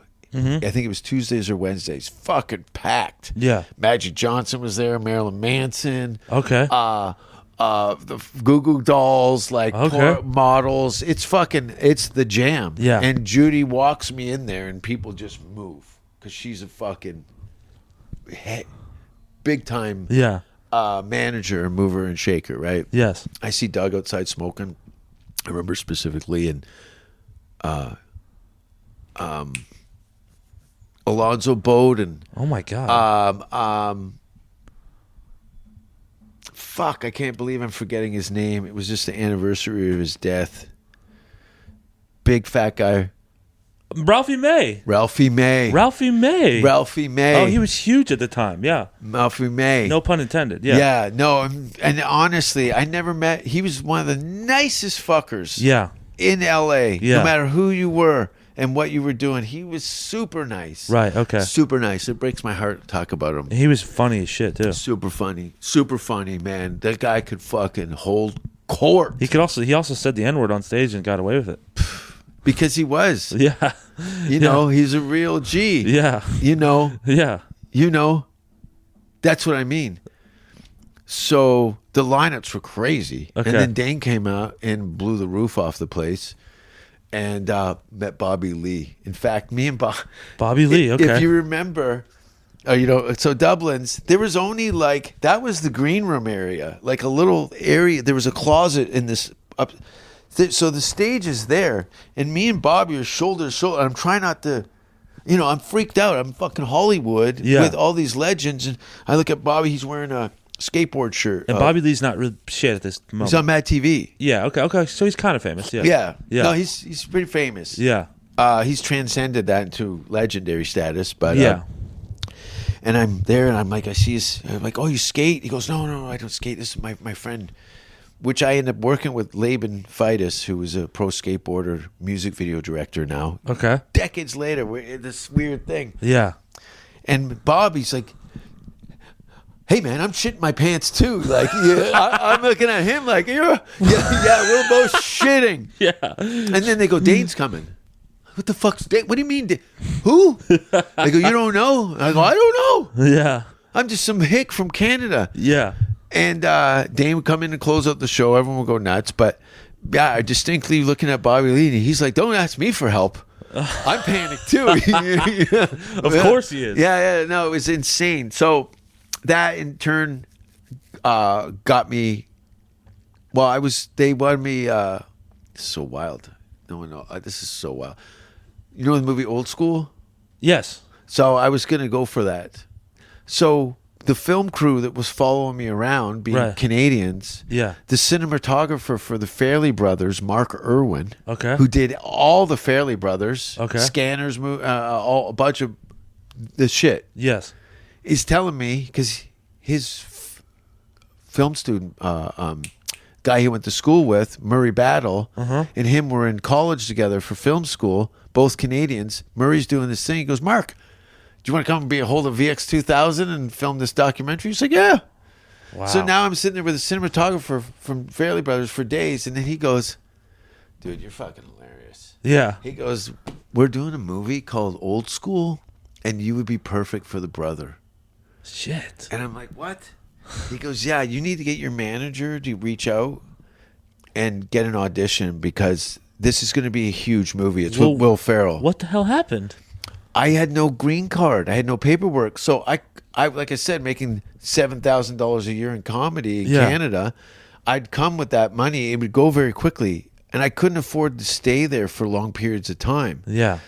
So I went over to Europe to pay off my green card and then move confidently years later Holy to shit. Los Angeles. Jesus Christ, Jason. You got stories for days. You could literally point to anywhere on the planet, on any of these flags, that I could tell you something insane.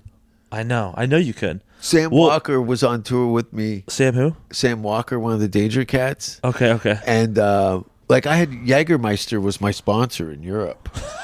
That's crazy. Yeah, it was crazy. We What had the 50 hell? boxes of Jägermeister. We couldn't get rid of it fast enough. What, you had to lug around these boxes? My tour manager and business partner Oh, okay. had them delivered to each spot, and we had the Jäger machines on stage.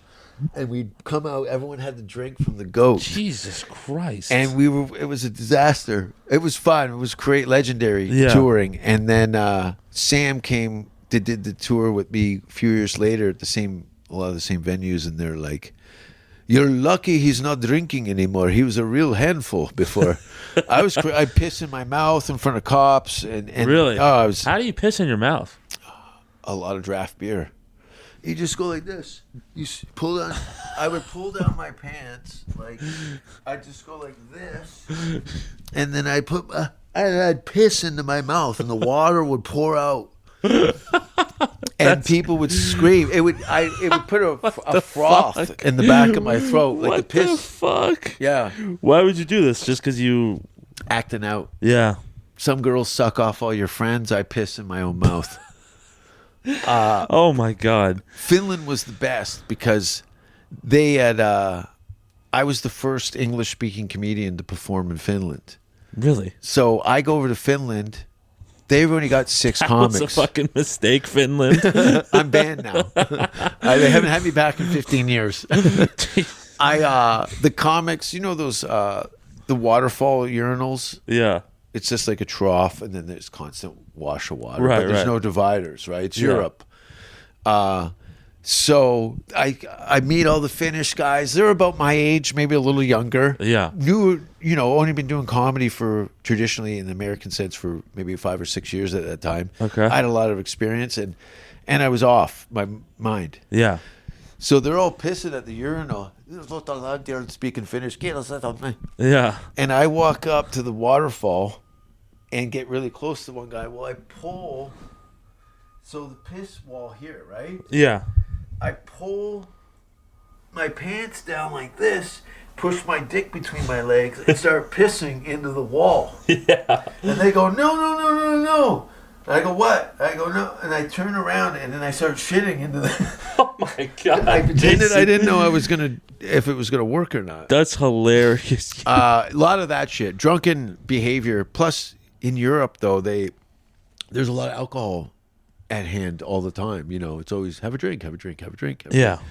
Well, something that turned into like 12 beers in a couple of shots turned into 12 shots, 12 beers. Yeah. Right? Yeah. And hung over and all that shit. They brought me in the morning radio one time in Helsinki, and I explained to them, I go, look, I don't want... They had a bottle of Jäger on the table. I heard you like to drink. I'm like, I've had enough. Yeah, I'm done. They go, you do a lot of jokes about disabled children. And I said, yeah. What's the line? It made the newspaper. Do a lot of It's jokes. okay to have sex with children if they're disabled, because if God doesn't love them, someone should. And that was on the front page of the newspaper. Holy shit. Yeah. We sold tickets. Nice. Yeah, Well, and the time fuck, I got man. up to Norway, they had it in for me. The press interviewed me, and they were angry I could see that. that I thought was making jest. Jesus Christ, Jason. Well, listen, I'm getting antsy. You're getting antsy. I'm right around the time that I usually like this time frame. I just want to ask you about, okay, so, because you know all these guys before they were huge. Theo Von. Yeah. Theo's the only guy who called me during COVID. Really? Yeah. Where was Theo Von when you were in LA? What was his blow up like? 'Cause, I mean, he's fucking huge now too. But like, You know, I distinctly remember he has a great bit about his brother being bit by a gay man. yes, okay, in yeah, the vampire thing, and I remember that being. But Theo's a different animal, yeah, And I mean that in all due respect. I love the guy. Yeah. I love him as a person. I love him as a comic. He's been nothing but super fucking cool. Gone Yeah. out of his way to do nice things for me and my friends. Uh-huh. And I can't say enough great things about Theo Von. But yeah, he'd come in off the back of some reality television. Okay. And there was heat on him. He was very charismatic, good-looking guy. Yeah. Nice guy. And very funny. Right. And he brought a whole freshness to the comedy scene that we hadn't seen before. He was on a Louisiana clock, Okay. not the Hollywood Metrodome. Right. Okay. You know what I mean? So it was really great. Yeah, name it. Andrew Santino. Andrew Santino. I got a story about Andrew. Yeah. So Russell's assistant calls me. Russel Peters. Okay. Russel Peters. Yes. Russell Peters' assistant calls me and goes, "Come, Russell's got a job for you. Go to this address." And I look at the address. I go, I know where all his houses are. Yeah. I've never fucking seen this. And if Russell had a house on Sunset Boulevard, I might have heard about it. Yeah. But I don't want to. I'm just like, just shut up. Excuse me, I'm too dumb. I didn't want to be dumb guy, so I just show up ready. Okay. They buzz me in security. I go up. Yeah. Walk up. I go, Russell, what the fuck? And then who's behind him? Russell Simmons. I'm Holy at Russell shit. Simmons' house. Def Jam Comedy. I mean, bigger than Def Jam. I was trying to Def Jam Records. I wanted to be, they were starting Def Jam Comedy again. Yeah. I wanted to be their breakout artist. Okay. But then Russell got me too and went out to Bali or something like that. So I'm at Russell Simmons' house and Andrew Santino, I think, is the only other white guy in the room. Yeah. And I'm in awe because Russell's got all his awards. Right. Every plaques. Yeah. Just trophy cabinets all over his house. And then pictures of nude women Okay. in the bathroom and stuff like that. It was really nice. He had this kind of yoga thing in the back. But Russell was quickly to tell us that this is not a normal place. Even white people use the N-word here. Yeah. And I was like, I'm not falling for it. Well, Santino said it. Really? Yeah. No, but we all laughed. Yeah. And we end up editing a script that Faison and Russell did. Kind of like Faison Love? Yeah. Okay. So it's Faison, Russell, me, and a bunch of black writers and Andrew are doing punch-up on a script. And they're playing the movie, and the stenographer's watching, and we're all yelling out lines and changing it, and dialogue, punching it up. Okay. And that was the Russell Simmons story. Oh, that's great. Yeah. When I feel like you told me that story. When you told me you didn't have to paraphrase as much, but it was a fun story. Yeah, it was super cool. Man. There's multiple times I've been in situations, where, And because the guys are huge now. Like, what was Tony Hinchcliffe like before he was Tony Hinchcliffe? Was he always a fucking?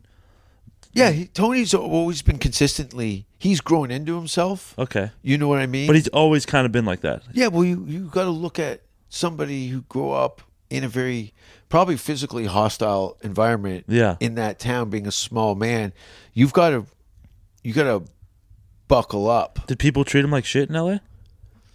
People treat you like shit. It's all passive aggressive anyway. Yeah. There's no treating anybody. Okay. It's just you're doing things in front of people. But like, what's something you could reveal about him that I don't know if you feel comfortable doing that, but like, people know him as now that he's Kill Tony's fucking ginormous now. Yeah. But like, when you first saw Tony Hinchcliffe, what was Tony Hinchcliffe?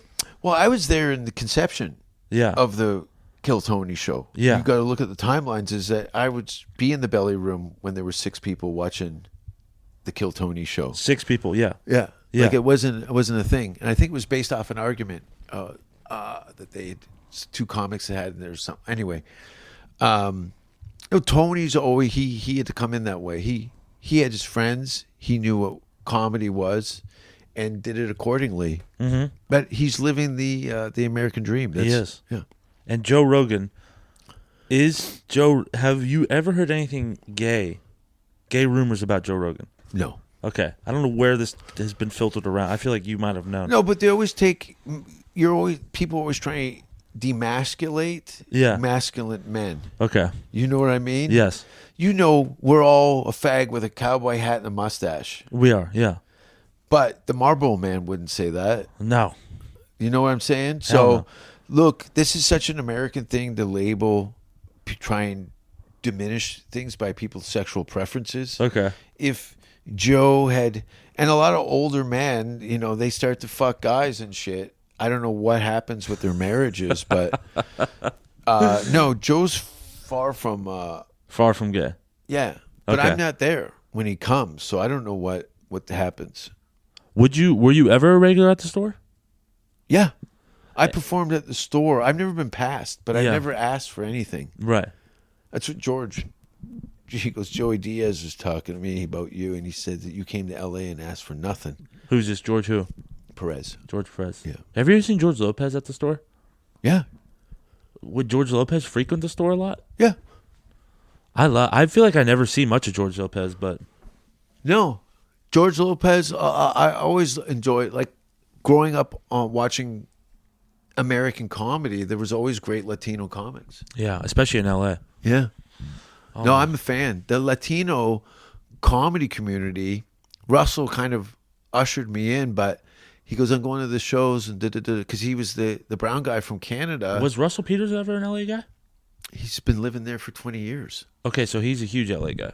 Russell's the biggest comedian ever. He goes all over the world, right? He's been going all over the world for fucking 30 years. How long has he been doing stand-up for? 37 years. Wow, okay. And he sells at arenas or theaters all over the world? They're in the history Yeah, of stand-up comedy. yeah. In the history, no one has sold more tickets than Russell Peters. Really? Ever. And this is one of your close, good friends. Yeah, I'm going to see him in 2 weeks. I'll be Yeah. there. What? He's the first person to invest in me. Really? He was the first person. You know, when I came back to my hometown to pursue comedy, and after I'd been in Vancouver, Yeah. well, there was a television show called Comedy at Club 54. It was like Caroline's Comedy Hour, A&E at the Improv type stuff. Okay. And it was the town over, Burlington, Ontario, which is a neighboring city next to my hometown. Yeah. And And this is one of the television shows I'd watch. So I was immediately like, this is my in to television. Yeah. It's a D team, C team network thing. But they do have American acts, and you go up and you do 20 minutes, and they give you some money, and it runs on television forever, and Right. they keep all the money. So I went down there to showcase for the producer, and on my second showcase, Russell was the headliner. Okay. So I get off stage. And this is before you're friends with him, really? I didn't even know. I knew he was famous Yeah. to me as a Canadian comic. Okay. Because he just was something I related more than fat white people. So he started before you in Canada. 7 years before me. Okay. So he was well established. He was established through, he co-hosted a hip hop show, radio show with his friend Paul Mastermind. Okay. So Energy 108 Sundays, it was all real hip hop. Right. And Russell DJ'd. Yeah. He's a great world-class DJ. Russell can scratch. Yeah. And in fact, the amount of fucking, if you're a hip hop head, Yeah. or into fighting, Russell's house is like, oh, that's fucking Tone Loc, and there's so and so, and Yeah, I've heard that his all crib in Las Vegas is like crazy. dude, Wu-Tang Clan. Yeah. You know what I mean? Yeah. They live there or I've something? never been to the house in Vegas. The Yeah. one in Malibu, Yeah. 9,000 square feet. I couldn't even imagine what that looks like. It looks like a 6-story apartment building on its side with a pool in the back. That's crazy. Yeah. Yeah. Yeah, it's dope. But he's never there. And that's what I said. I remember going to the house.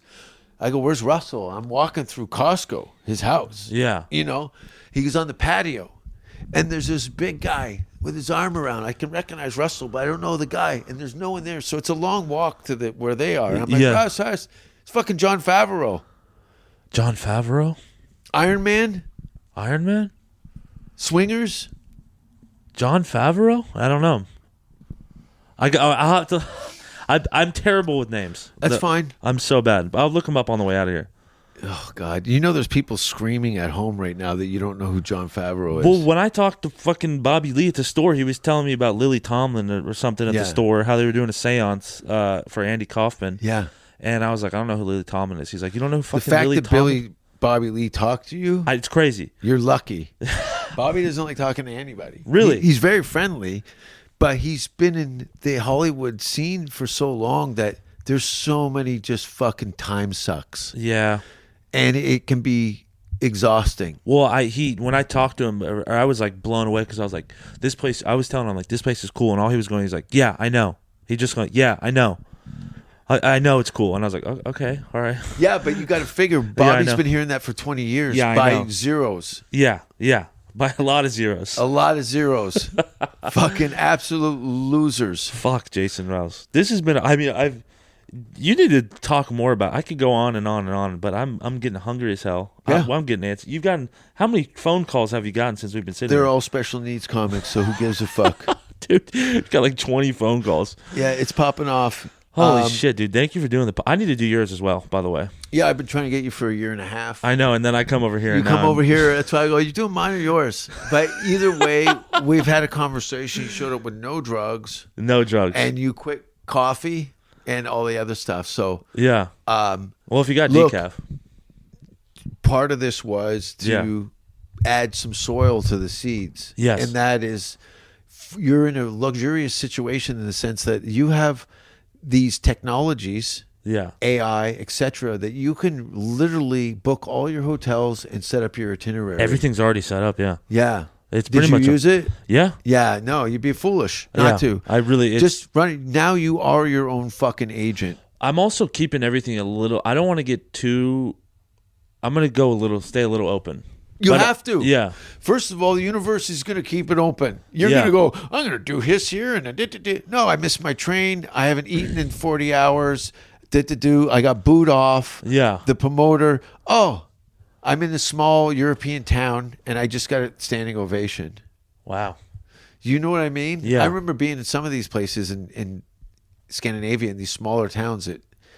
They're very internet savvy, too. So they'd be like, what are you doing here? Like, they couldn't believe it. Yeah. My God. Yeah. The show hadn't even started, and they're already rooting for me. I'm like, this is great. This is great. Well, I don't know if that's going to be the same for me. They're going to be like, what? They're going to be like, what are you doing? Do your work. Yeah. You can be all oogly-eyed. Work on your fucking material. Do you think I should come there and be unapologetically American? No. Well, what am I? You cannot help be unapologetic. You're just an American asshole to them. Yeah, but like you see guys come from the States and be earnest. Yeah. Be humble. Okay. And use your education. Look at this as I've got a very luxurious situation to be in an Ivy League education system. Okay. Journeyman, right? Yeah, journeyman. Yeah. What? So if you were on a construction site, and they show up and they go, you're doing electrical, and you're over in the toolbox fucking around with the plumber stuff, someone's going to hit you in the back of the neck with a hammer. So stick to your skill sets and work on that, regardless of the hoopla and excitement. And all this girl's the most beautiful girl, or this guy's the most interesting. I never eaten. Make notes, keep journals. I do. I always have my journal with me. Great. Yeah, so I'm gonna be journaling a lot. So even if you're completely off, overwhelmed and excited, then you can go back to these references. In fact, you should take this setup, which I did. Yes, I am taking it and with interview me. all the fucking comics. That's what I'm gonna do. Yeah. They don't have to be famous guys. No, I don't. But in 4 years, they might be the famous guy. Yeah. But you'll pick up on people that are actually, this guy's fucking, English isn't his first language, but this guy's fucking grinding hard. All right, sick. Yeah. Well, thank you, buddy, for doing the pod. Oh, we're recording? Yeah. How long was that? Hour and 10? No, about an hour, and I only shot probably about an hour and 40 minutes. Wow. Yeah. Felt. And you said nothing. Yeah. I didn't say much. No, honestly. no. You ask questions and I just run. And well, that's good. What? Do you have any final thoughts? What are some of your concerns, or for what, overseas? Just with the pregnancy and all. No. What are some of my concerns?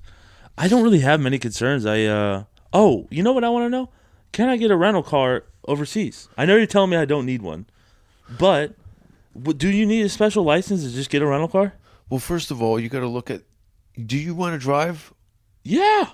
So are you aware where the steering wheel is? It's on the. It's not going to work. Why? First of all, you got to understand. Why would you throw away $5,000? $5,000 on rental cars and gas? $5,000. Well, you got to look the exchange rate. How many days of the week are you going to have a fucking car? I just want to have a rental car for like 2 days. Yeah, just but to you don't go understand. To the You're countryside. not looking at the landscape. Look Yeah. at how compact all that is. It's fucking trains, man. Trains to the countryside? Trains everywhere. The Okay. whole country's crisscrossed with trains. Okay. Better than any bus system that you've had in America. You go by train. Okay. I'll take your word for it. You go by train. All right. And then when you're in the city, you take public transit. It's like renting a car in New York and trying to find fucking parking on a Saturday. Are you out of your mind? Well, I just want to take a rental and go to where the Hicks live. I want to see the hillbillies of Europe. Well, that's the thing. You just go outside of any major cities and it gets... Yeah. Yeah, they go, we've been doing farming here for 1,000 years. What do you want to know? Are they going to be like, standoffish, you think, overseas? No, well, immediately you're American, so Yeah. you're going to be a cunt.